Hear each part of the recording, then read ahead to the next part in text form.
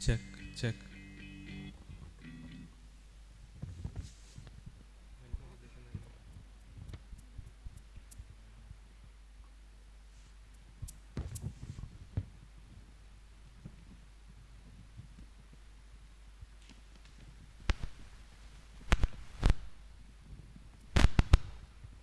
Check, check, check.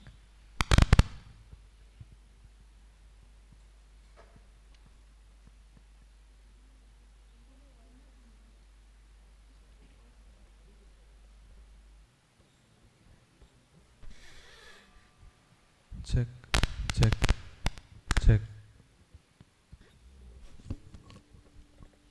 Happy Sabbath, everyone. I would like to read from Isaiah 41, verse 10. Fear not, for I am with you. Be not dismayed, for I am your God. I will strengthen you. Yes, I will help you. I will uphold you with my righteous right hand. With these words of promise, I'd like to welcome you all for this Vesper service. Before we begin with our song service, let's all bow down our heads for prayer. Our Father in heaven, we thank you for this beautiful evening. Thank you for keeping us safe throughout the week. Thank you for giving us good health and strength. Thank you for amazingly leading us, Father. And at this time, as we spend a few minutes here in your presence, singing praises to you and learning more about you, we pray that you will send the Holy Spirit from heaven above and let your presence dwell among us and accept our worship, Father, for ours is few blessings. In Jesus' precious name, amen. For our first song, let's sing Purify My Heart.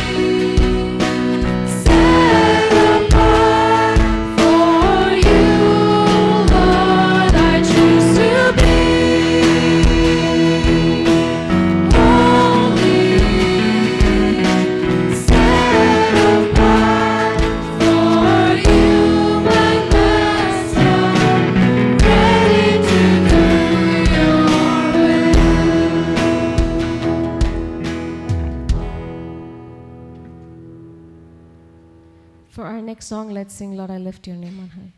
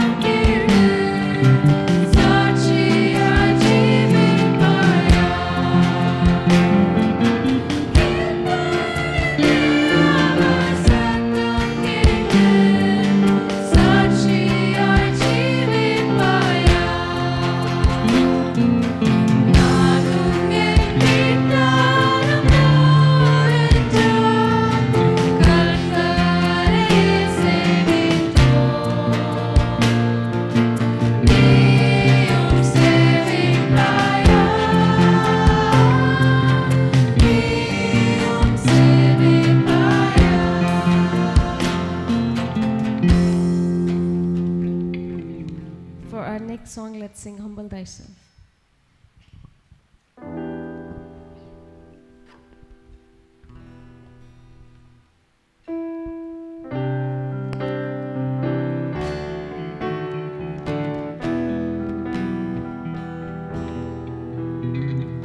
Humble ourselves in the sight of the Lord. Humble ourselves in the sight of the Lord. And He shall lift you up higher and higher, and He shall lift you up. Our God is an awesome God. He reigns from heaven above with wisdom, power, and love. Our God is an awesome God. Our God is an awesome God. He reigns from heaven above with wisdom, power, and love. Our God is an awesome God. Kneeling and praying in the sight of the Lord. Kneeling and praying in the sight of the Lord. And He shall lift you up higher and higher, and He shall lift you up. Our God is an awesome God. He reigns from heaven above with wisdom, power, and love. Our God is an awesome God. Our God is an awesome God. He reigns from heaven above with wisdom, power, and love. Our God is an awesome God. அடுத்த பாடலாக ஸ்தோத்திரம் இயேசுநாதர் என்ற பாடலை பாடுவோம்.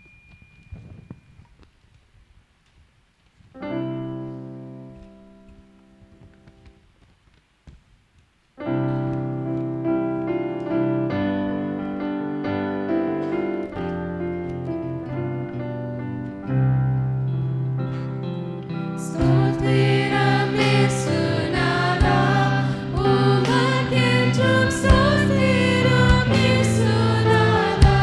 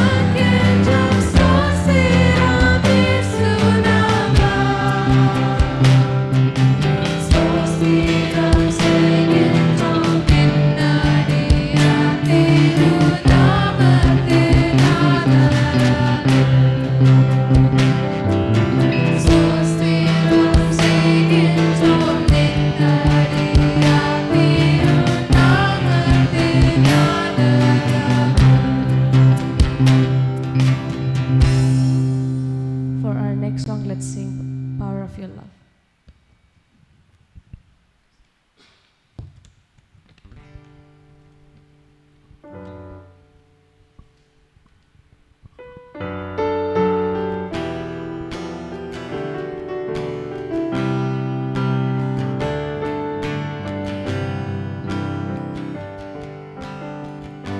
Lord, I come to you. Let my heart be changed.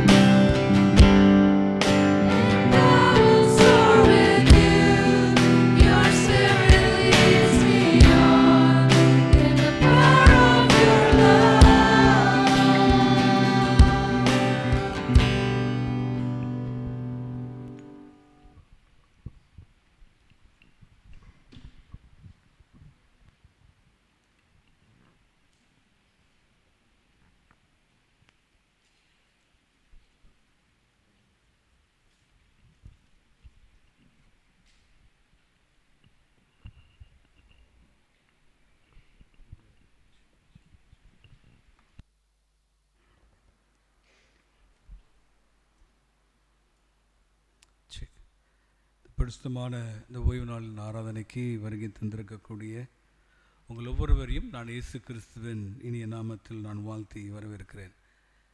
Want to welcome each and every one of you are gathered here for this Sabbath worship. Let the God to be blessed each one of us who are gathered here. Want to read the verse from book of Psalms chapter 148 verse 13. Let them praise the name of the Lord, for his name is alone exalted. His splendor is above on the earth and the heaven. அவர்கள் கர்த்தருடைய நாமத்தை உயர்த்தி கடவர்கள், அவருடைய நாமத்தை மாத்திரம் உயர்த்தி அவருடைய மகிமை பூமி எங்கும் வானம் எங்கும் மேலானது. இந்த வசனத்துக்கு இணங்க ஒவ்வொருவரையும் நான் வாழ்த்தி வரவேற்கிறேன். To the word of God has been lead to us this Sabbath day to in the blessing.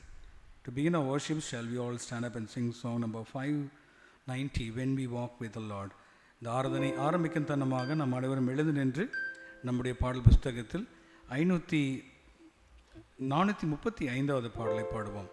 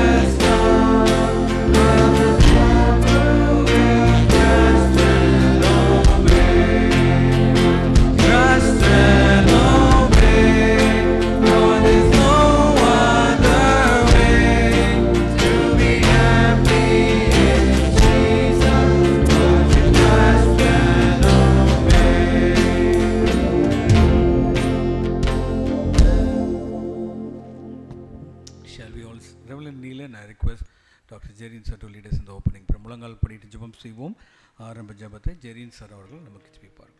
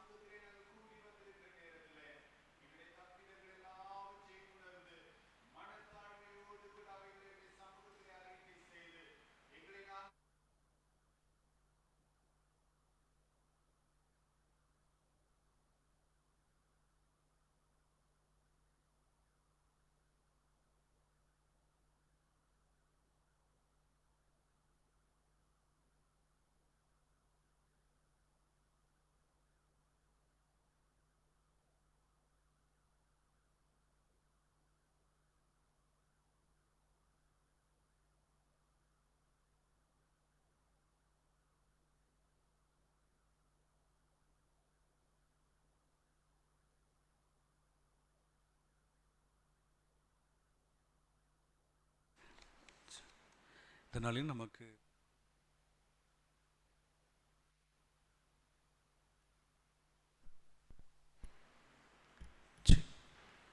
இந்த நாளிலும் நமக்கு வாலிப பிள்ளைகள் நமக்காக ஒரு நிகழ்ச்சிகள் ஏற்பாடு செய்திருக்கு. ஜெப சிந்தையோடு நாம் இந்த நிகழ்ச்சிகளை கடந்து வரும்.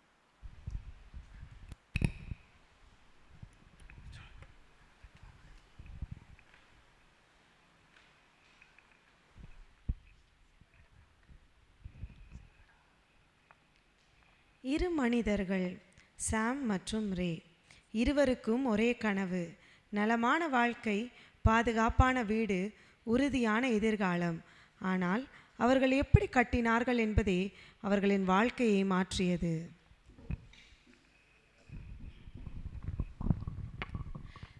சாம் சாம் சாம் இங்கே வாயேன். என்னாச்சு? என்னோட பிளானை பார்த்தியா? வாவ், சூப்பராக இருக்கு. என்னோட வீட்டில் வந்து கிளாஸ் வால்ஸ் வைக்க போகிறேன். என்னோட ரூஃப் டாப்பில் கார்டன் இருக்க போகுது. அப்புறம் நான் ஸ்விம்மிங் பூல் கீழே கட்ட போகிறேன். என்னால் முடிஞ்சால் இங்கே ஒரு பார்க்கும் கட்டுவேன். எப்படி, நல்லா இருக்கா? நல்லா இருக்கு. ஃபர்ஸ்ட் கட்டுறதுக்கு முன்னாடி லேண்டை போய் பார்த்தியா? லேண்டெல்லாம் யார் பார்க்க போகிறா? லேண்டு தான். அது நல்லா இருந்தால் மட்டும் போதும். அதை பற்றிலாம் நான் கவலைப்படுறதா இல்லை. சரி, நான் வந்து கொஞ்சம் பிடிங்க. என்னோட பிளானை பாரு. நான் வந்து கொஞ்சம் ஃபவுண்டேஷனை வந்து கொஞ்சம் ஸ்ட்ராங்காகவும் ஃபேர்மாகவும் போடலான் இருக்கேன். கொஞ்சம் எக்ஸ்பென்சிவாக போடலான் இருக்கிறேன். நீ என்ன யோசிக்கிற? மெதுவா எக்ஸ்பென்சிவாவா? ஆமாம். உனக்கு என்ன பிரச்சனை? ஐயோ, லைஃப் இஸ் வெரி ஷார்ட். என்னாலலாம் வெயிட் பண்ணலாம் முடியாது. எனக்கு அவசரமாக தான் ரிசல்ட் வேணும். எக்ஸ்பென்சிவெல்லாம் நான் யூஸ் பண்ண முடியாது.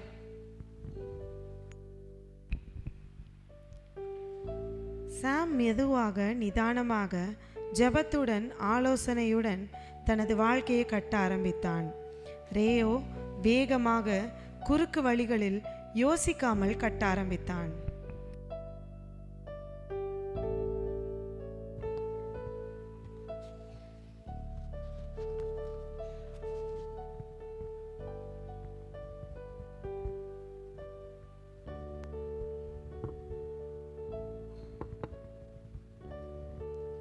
Good morning sir. எப்படி இருக்கீங்க?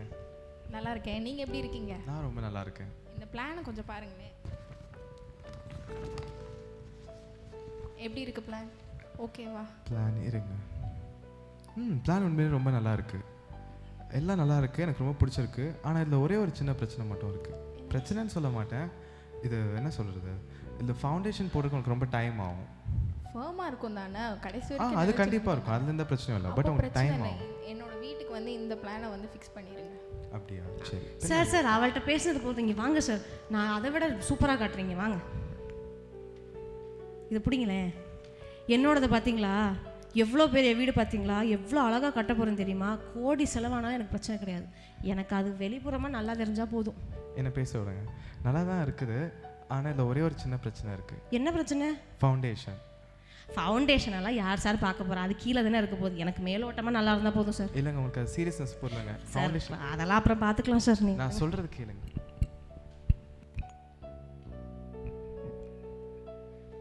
சிலர் பாராட்டை நோக்கி கட்டுவார்கள், சிலர் நிலைத்திருப்பதை நோக்கி கட்டுவார்கள். இரு வீடுகளும் நிறைவடைந்தது.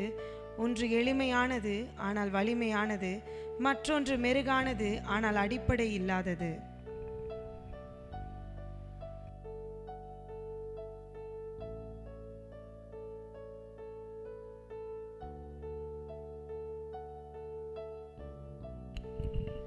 ஜொஹானா, நம்ம வீடை பார்த்தியா? எவ்வளோ பிரம்மாண்டமாக, எவ்வளோ அழகாக இருக்குது. எவ்வளோ காசு செலவு பண்ணியிருக்கேன் தெரியுமா? வா, அழகாக இருக்குது. ஆனால் நம்ம ஃபைனான்ஷியலாக ஸ்டேபிளாக இருக்குமா? ஃபைனான்ஸ் எல்லாம் அப்புறம் பார்த்துக்கலாம் ஜோனா. நீ எதுக்கு அதை பற்றியெல்லாம் யோசிச்சுட்டு இருக்க? கஷ்டம் வந்தால் பார்த்துக்கலாம். இப்போதைக்கு நமக்கு இது இருக்குல்ல, போதும், வா போவோம். சரி, ஓகே. டீனா, வீடு எப்படி இருக்கு பாரு. வீடு வந்து ஃபேன்சியாக இல்லைனா கூட பார்க்க நல்லா தான் இருக்குது. நம்மளுக்கு சேஃபாக இருக்குன்னு தோணுது. இது போதும். ஆமாம், ஃபவுண்டேஷனை வந்து ரொம்ப ஸ்ட்ராங்காக போட்டிருக்கேன், நல்லா எக்ஸ்பென்சிவாகவும் போட்டிருக்கேன். அதனால் கண்டிப்பாக வந்து அது ஸ்ட்ராங்காக இருக்கும், நம்மளுக்கு சேஃபாக இருக்கும். அதனால் நம்ம வெளி தோற்றத்தை பற்றி பார்க்காம அடியில் ஃபவுண்டேஷன் நல்லா ஸ்ட்ராங்காக போட்டிருக்கேன். அதனால் கண்டிப்பாக சேஃபாக தான் இருக்கும். அப்போ நம்ம தைரியமாக இருக்கலாம், போவோம். உலகம் வெளிப்புறத்தை பாராட்டும், ஆனால் உண்மையான பரிசோதனை உள்ளே தொடங்குகிறது. மழை, காற்று, உண்மையான புயல்கள் வாழ்க்கையில்தான் வரும்.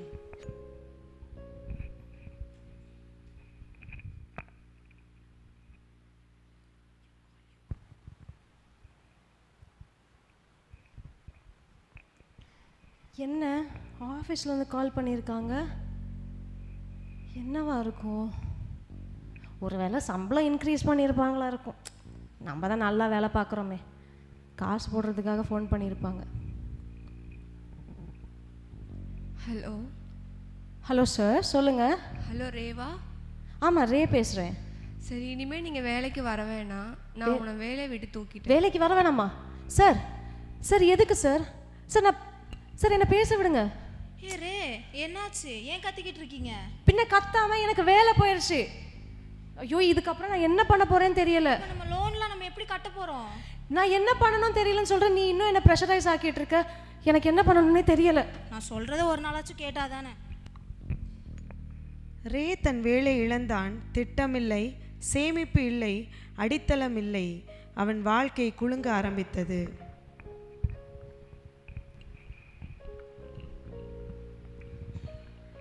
ஹலோ சாம். ஹலோ, சொல்லுங்க. நீங்கள் இனிமேல் வேலைக்கு வர வேணாம் சாம்.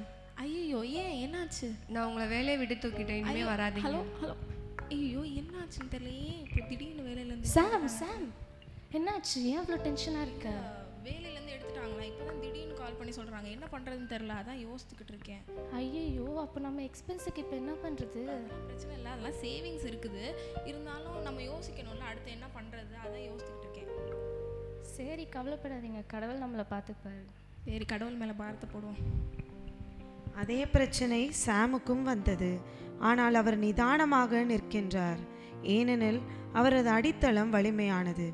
பணம் குறைந்தபோது, கடன்கள் கூடிய போது ரேவின் உலகம் இடிந்து விழத் தொடங்கியது.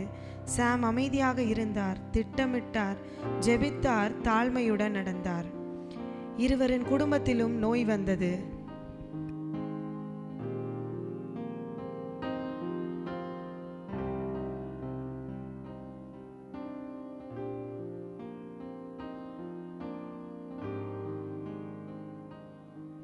ஐயோ, என் மனைவி உடம்பு சரியில்லாமல் இருக்காளே, என்ன பண்ணுறதுன்னு தெரியல. ஐயோ சாம், எனக்கு ரொம்ப உடம்பு சரியில்லாமல் போகுது. எனக்கு ரொம்ப பயமாக இருக்குது, ஏதாச்சும் ஆயிருமான்னு. அதெல்லாம் ஒன்றும் இல்லை, கடவுள் இருக்கார்ல, நீ ஏன் பயப்படுற? கடவுள் பார்த்துக்குவார், சீக்கிரம் சரியாயிரும். இப்பெல்லாம் பயப்படாது, சரியா? கடவுள் நம்ம கூட இருக்காரு. இப்பெல்லாம் பயந்தா என்ன ஆகுறது? ரே, என்னோட ரிப்போர்ட்ஸ்லாம் பார்த்தீங்களா? எவ்வளோ சீரியஸாக இருக்கேன்னு. பார்த்தேன் ஜோனா, ஆனால் இப்போ உனக்கு ஹாஸ்பிட்டலில் எப்படி காசு கட்டுறதுன்னு எனக்கு தெரியலை. உன்னை இப்படி விட்டு போகவும் எனக்கு மனசு இல்லை. ஆனால் என்கிட்ட சுத்தமாக காசு இல்லை ஜோனா. நீ எப்படி புரிஞ்சுக்க போகிறேன்னு எனக்கு தெரியலை. ரே குழம்பினான். ஏனெனில் ஆதரவு இல்லை, அமைதி இல்லை. சாம் வலிமையாக நின்றார். ஏனெனில் அவர் தனது ஆதாரத்தை கிறிஸ்துவில் வைத்திருந்தார். ஒருவரின் அடித்தளம் பலவீனமாக இருந்தால் சோதனை எளிதாக உடைத்துவிடும்.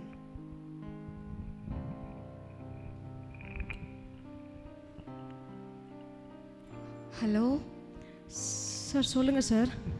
நான் உங்களுக்கு பண தேவை இருக்குன்னு கேள்விப்பட்டேன். ஆமாம் சார், அவசரமாக தேவைப்படுது. சரி, ஓகே. என்கிட்ட ஒரு பிஸ்னஸ் இருக்குது, அதை நீங்கள் பண்ணுறீங்களா? சார், என்னன்னாலும் சொல்லுங்கள் சார், நான் செய்கிறேன். என்கிட்ட கொஞ்சம் ட்ரக்ஸ் இருக்குது, அதை நீங்கள் சேல் பண்ணிங்கன்னா உங்களுக்கு பணம் கிடைக்கும். சார், நான் பண்ணுறேன் சார். உடனே எடுத்துகிட்டு வாங்க சார். எனக்கு இப்போ அவசரமாக காசு தேவைப்படுது சார். ஜோனா, நம்மளுக்கு காசு கிடச்சிருச்சான். நம்ம என்னன்னாலும் பண்ணிக்கலாம், இங்கே இருக்க வேண்டாம், வா போயிடுவோம். சரி, ஓகே. ஹலோ ஹலோ சாம், சொல்லுங்கள். உங்களுக்கு கொஞ்சம் பண தேவை இருக்குன்னு நான் கேள்விப்பட்டேன். ஆமாம். அதான் ஹெல்ப் பண்ணலான்னு ஃபோன் பண்ணேன். என்கிட்ட ஒரு பிஸ்னஸ் இருக்குது, நீங்கள் பண்ணுறீங்களா? சரி, என்னன்னு சொல்லுங்கள். என்கிட்ட கொஞ்சம் ட்ரக்ஸ் இருக்குது, அதை நீங்கள் சேல் பண்ணிங்கன்னா உங்களுக்கு பண தேவை சரியா? ஐயோ, அது தேவனுக்கு முரணானது. அந்த மாதிரி காசு எனக்கு வேண்டாம். அப்படி சம்பாரிச்சு தான் என் ஒய்ஃபை காப்பாற்றணுன்ற காசும் எனக்கு வேண்டாம். சாரி, என்னால் அதெல்லாம் பண்ண முடியாது. வாட்டி நம்ம பார்ப்போம், கடவுள் நம்மளை பார்த்துக்குவார், சரியாவா? ரே சிக்கிக் கொண்டான். சாம் தன் நேர்மையை காப்பாற்றினார். உறவுகளுக்கிடையே பிரச்சனைகள் வந்தது.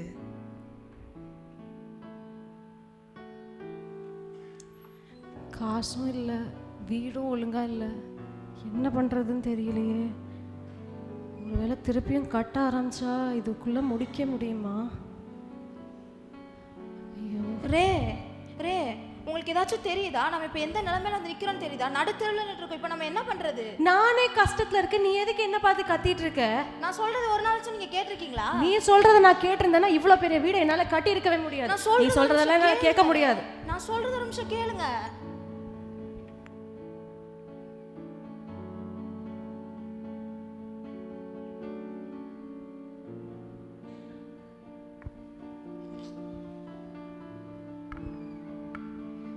சாம் do you know what's happening? நம்ம கையில் காசு கம்மியாயிட்டே இருக்கு. என்ன பண்ணுறது இப்போ நம்ம எக்ஸ்பென்ஸுக்கு? சரி, ஏன் இவ்வளோ டென்ஷன் ஆகுற? Cool down. ஏன் இவ்வளோ டென்ஷன் ஆகுற? அதெல்லாம் கடவுள் இருக்கார். கடவுள்கிட்ட நம்ம பிளான் கேட்கலாம். கடவுள் பார்த்துக்குவார். ஏன் இவ்வளோ? நீங்கள் எப்பவுமே இப்படி தான் சொல்கிறீங்க. என்னால் கேட்கலாம் முடியாது. நான் என்ன பண்ணுறது இப்போ? எக்ஸ்பென்ஸுக்கு கொஞ்சம் கேளு. ரே அவர்கள் ஒருவரை ஒருவர் குற்றம் சொல்லிக்கொண்டு விழுந்தார். சாமும் லேனாவும் ஜெபத்திலே உரையாடலில் சமாதானத்தில் நின்றனர். உறுதியான வீட்டுக்கு அடிப்படை அன்பும் மன்னிப்பும். இறுதியாக வாழ்க்கையின் புயல்கள் ரேவின் வீட்டை தாக்கின. அது இடிந்து விழுந்தது, ஏனெனில் அது மணலில் கட்டப்பட்டது.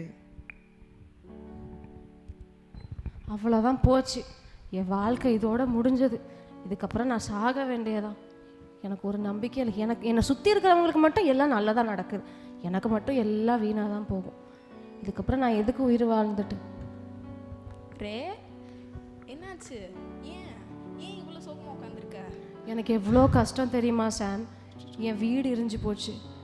என் ஒய்ஃப் என்னை நம்பவே மாட்டேங்கிறா. இதுக்கப்புறம் நான் எப்படி இந்த வீட்டை திருப்பி கஷ்டப்பட்டு கட்ட போகிறேன்னு தெரில. அவளுடைய நம்பிக்கையை எப்படி சம்பாதிக்கிறதும் எனக்கு தெரியலை. சரி, டைம் இருக்குது. வீடை மறுபடியும் கட்டலாம். நம்ம ஒய்ஃப் கிட்ட சொல்லி புரிய வச்சுக்கலாம். எதுக்கு இவ்வளோ டென்ஷன் ஆகுற? எப்படி சாம் நீ இவ்வளோ ஸ்ட்ராங்காக இருக்க? ஏன்னா நான் என்னோட ஃபவுண்டேஷன் வந்து கிரைஸ்ட் மேலே போட்டிருக்கேன். ஸோ கிரைஸ்ட் மேலே போடும் போது வந்து நம்மளோட ஃபவுண்டேஷன் கண்டிப்பாக ஸ்ட்ராங்காக தான் இருக்கும். நான் என்னோட சொந்த பலத்தையோ இல்லைன்னா உலக பிரகாரமான காரியங்கள் எதையுமே நான் யோசிக்கவே இல்லை. ஸோ என்னோட ஃபவுண்டேஷன் வந்து கிரைஸ்ட் மேலே இருக்கிறனால நான் இவ்வளோ ஸ்ட்ராங்காக இருக்கேன்.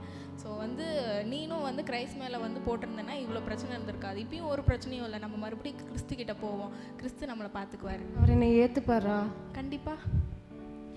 வாழ்க்கையின் புயல்கள் எல்லாருக்கும் வரும். வேலை இழப்பு, நோய், சோதனை, பண பிரச்சனை, மன அழுத்தம், உறவு கலக்கம். கேள்வி: புயல் வரும்போது நீங்கள் எதன் மீது நிற்கிறீர்கள்?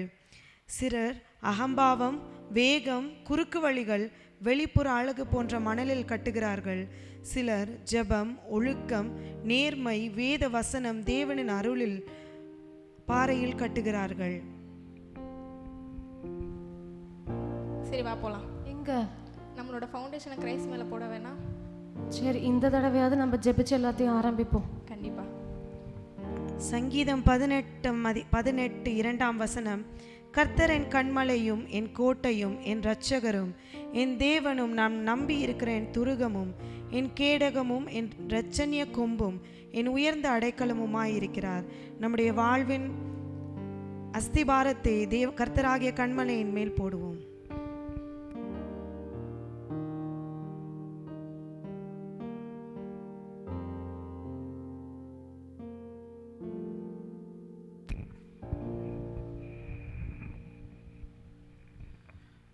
இரண்டு குடும்பங்களை வந்து நம்ம பார்த்தோம்.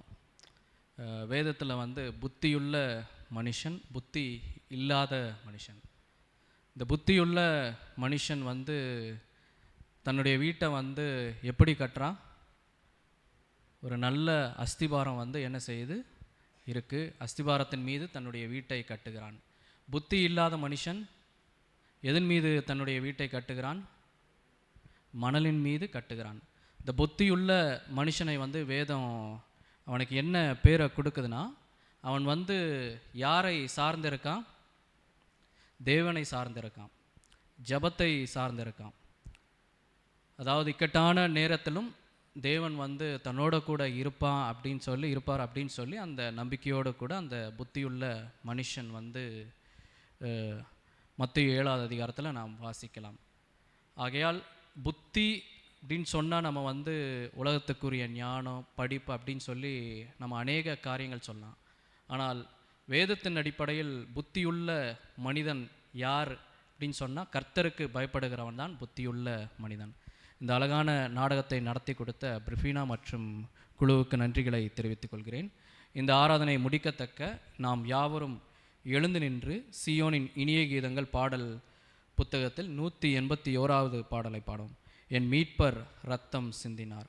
In English, song number 522, My hope is built on nothing less. நாம் யாவரும் எழுந்து நின்று இந்த பாடலை பாடுவோம்.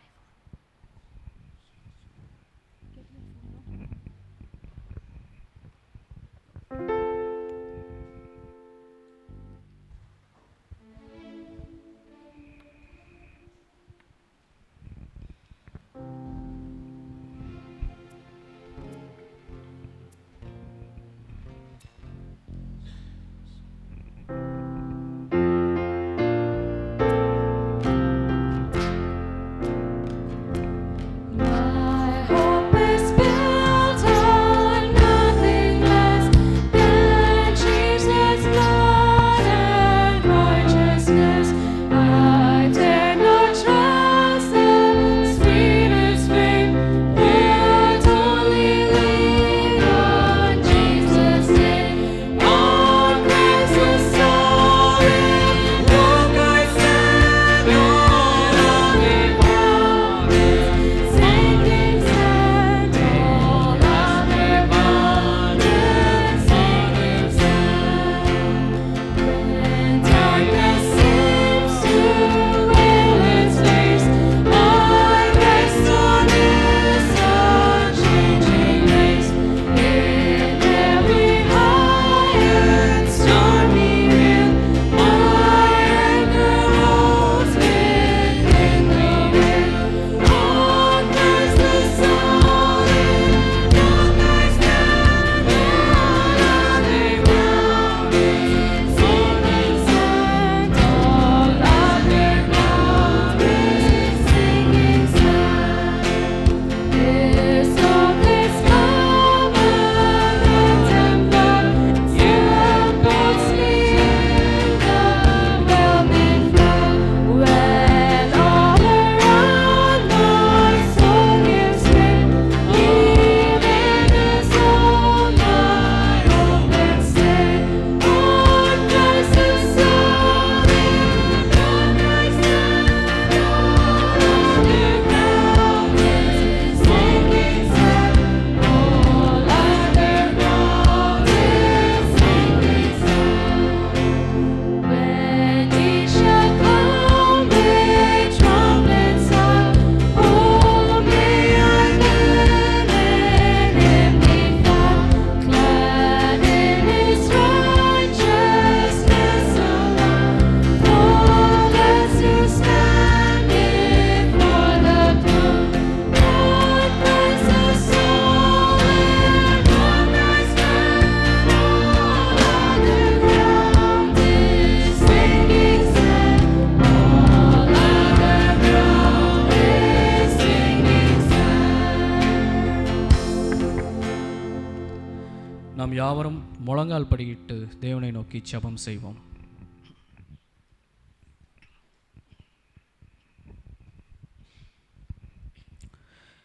எங்களை நேசித்து வழி நடத்துகிற ஜீவனுள்ள நல்ல ஆண்டவரே, மீண்டுமாக ஒரு விசை உமக்கு நன்றிகளை செலுத்துகிறோமே அப்பா. இந்த நல்ல நேரத்திலே உமது குமாரன் இயேசு கிறிஸ்துவின் மாபெரும் மீட்புக்காக முதன்மையான நன்றிகளை செலுத்துகிறோம். இந்த வாரம் முழுவதிலும் ஆண்டவரே நீர் எங்களை நடத்தியிருக்கிறீர். எங்களுக்கு வேண்டிய தேவைகளை சந்திக்கத்தக்கதாக எங்களை நடத்தியிருக்கிறீர். அது மாத்திரமல்ல, சரீர பலத்தையும் ஆவிக்குரிய பலத்தையும் கொடுத்திருக்கிறீர். அதற்கு கொடான கொடி சோஸ்திரங்கள் அப்பா.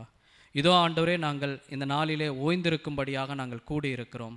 இந்த நாளிலே நீர் எங்களுக்கு வைத்திருக்கிற ஆசீர்வாதங்கள் மற்றும் மகத்துவங்கள் எல்லா ஸ்லாக்கியங்களும் நாங்கள் சொந்தமாக்கி கொள்ள எங்களை தகுதிப்படுத்துமே அப்பா. இதோ ஆண்டவரே, விசேஷமாக ஆண்டவரே சுகவீனமாக இருக்கிற ஒவ்வொருவருக்காகவும் ஆண்டவரே நாங்கள் செபிக்கிறோம். தனித்தனியாக ஆண்டவரே அவர்களை தொட நாங்கள் செபிக்கிறோமே அப்பா. இந்த நாளின் ஆண்டவரே பாடங்களை நாங்கள் கற்கத்தக்கதாக இதோ ஆண்டவரே புத்தியுள்ள மனுஷனாக நாங்கள் வாழ ஆண்டவரே அந்த ஞானத்தை எங்களுக்கு தாருங்கள் அப்பா. ஆண்டவரே, உம்மையே நாங்கள் சார்ந்திருக்கவும் ஆண்டவரே சவால்களின் மத்தியில் உம்மோடு கூட நாங்கள் தரித்திருக்கத்தக்கதான அந்த பாக்கியங்களை எங்களுக்கு தாருங்க. இதோ ஆண்டவரே, மழையினால் பாதிக்கப்படுகிற ஒவ்வொரு மாவட்டத்துக்காக நாங்கள் செபிக்கிறோமே அப்பா. ஆண்டவரே, மக்கள் எந்த விதத்திலும் இழப்புகளை சந்திக்காதபடிக்கு ஆண்டவரே மக்களுக்கு பாதுகாவல கிருபைகளை ஆண்டவரே நீர் கொடுக்கத்தக்க நாங்கள் செபிக்கிறோமே அப்பா. என் தேவனாகிய கர்த்தரே ஆண்டவரே இந்த இடத்தை விட்டு நாங்கள் பிரிந்து செல்ல இருக்கிறோம். பிரியாத நேசக்கரன் எங்களோடு கூட நீர் வரத்தக்கதாக நாங்கள் செபிக்கிறோம். இந்த நேரத்திலே எங்கள் ஒவ்வொருவருக்கும் சமாதானத்தின் மென்மையான நித்திரையை எங்களுக்கு கொடுக்கத்தக்கதாக நாங்கள் செபிக்கிறோம். அதிகாலையில் எங்களை எழுப்பி ஓய்நாள் பள்ளிப்பாடத்திலே நாங்கள் கலந்து கொள்ளத்தக்கதாக ஆண்டவரே நீர் நடத்துமே அப்பா. ஏற்றுக்கொள்ளுங்க, வழி நடத்தும். இயேசுவின் நாமத்தில் ஜெபிக்கிறோம் ஜீவனுள்ள பிதாவே, ஆமேன். என் ஆத்துமாவே கர்த்தரை சோஸ்திரி, என் முழு உள்ளமே பரிசுத்த நாமத்தை சோஸ்திரி. என் ஆத்துமாவே கர்த்தரை சோஸ்திரி, கர்த்தர் செய்த சகல உபகாரங்களையும் மறவாதே. ஆமேன். கர்த்தராகிய இயேசு கிறிஸ்துவின் கிருபையும் பிதாவாகிய தேவனுடைய அன்பும் பரிசுத்த ஆவியினுடைய அந்யோன்யமும் ஐக்கியமும் சமாதானம் இன்றும் என்றும் எப்பொழுதும் நம்மோடு கூட இருப்பதாக. ஆமேன்.